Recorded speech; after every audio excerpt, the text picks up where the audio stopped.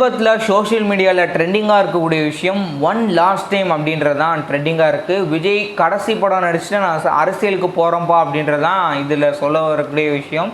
So கடைசி படம் யார் டைரக்ட் பண்ண போகிறாங்க அப்படின்றத பார்க்குறதுக்கு முன்னாடி இந்த 68 படங்கள் எடுத்துட்டிங்கன்னா அவர் ஆரம்பத்தில் சின்ன வயசில் வரும்போது விஜயகாந்த் கூட சேர்ந்து அவர் ப்ளே பண்ணியிருந்தார். அதுக்கப்புறம் குறிப்பிட்ட வயசு வரைக்கும் காதல் படங்களை அந்த பிரியமானவளே, பூவே எனக்காக, காதலுக்கு மரியாதை போன்ற படங்களெல்லாம் அவர் நடிச்சிட்டு வந்திருந்தார்.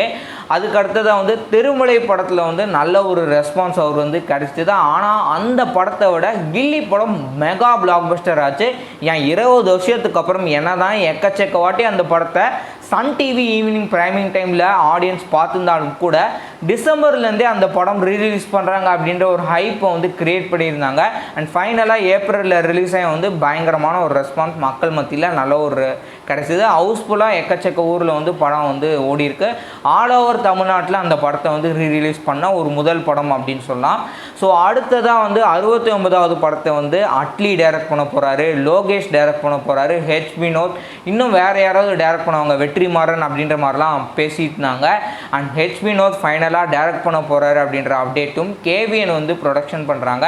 அனிருத் இசையில் அக்டோபர் 2025 இந்த படத்தை ரிலீஸ் பண்ண போகிறாங்க அப்படின்ற அப்டேட்டை வெளியிட்டிருக்காங்க.